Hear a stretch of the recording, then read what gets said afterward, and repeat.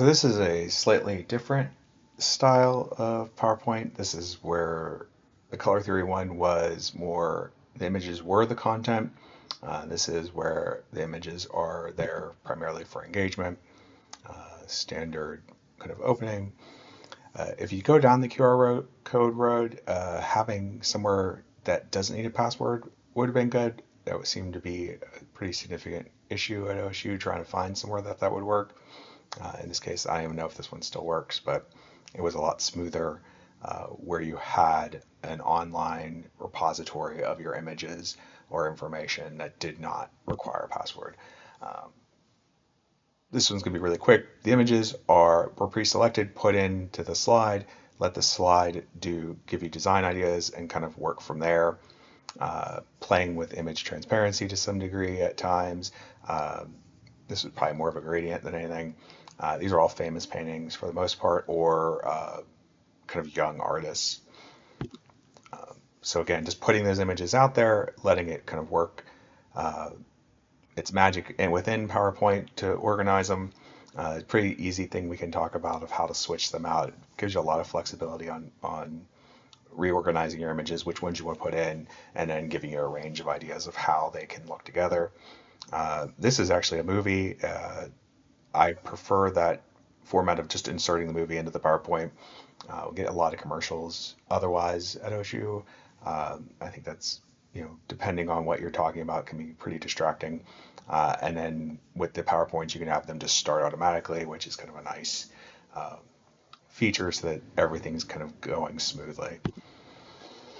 But the same thing, just those images, using images already from kind of a folder or whatever, wherever you're putting them at, and putting them in and letting it kind of make the decisions for you, but not having that cut and paste feel of the images, letting them break them up some.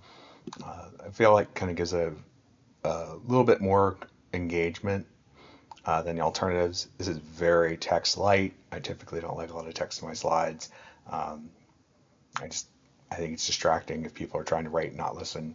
Uh, Prefer kind of handout notes, which is probably what that QR code was. Um, Thinking about how the images relate to whatever you're talking about, obviously, clustering. I'm trying to bring all these little bubbles together. What's happening? They're referenced in earlier slides. Probably talked about them that way. Um, Toning down the visuals when I did have text was something else I wanted to focus on, but still kind of keeping them engaged with the images um, that are related directly to whatever we're talking about. This one has a lot of movie clips. This is a pretty good documentary. I can look it up. I have it somewhere. Um, this one goes back to color. This contrast of warm and cool, kind of really drawing, re-engages people with the presentation. And obviously, I mean, they're pretty dramatic images on their own. But then still following that format of how the images relate. Images just to keep them paying attention and not drifting off to somewhere else. It's just movies and more of that over and over and over again. But taking some time to pull a bunch of images that can kind of help you tell your story. It's a movie as well. These are from a book, so it gives some more talking points to expand off of or deviate from. But these visually heavy presentations, I mean, you can see that it's easy to get engaged with them compared to something that's text, and letting the software do all the work uh, makes a real difference compared to some of the things that have been discussed previously. This would have been a better starting point. Um, Obviously, things that are very dramatic, and which is why the disclaimer was there in the beginning. This video has like a 10-second lead in, but it was to kind of slow things down after the last one. So thinking about how the images relate to each other, but then throwing them right back into the fire. Um,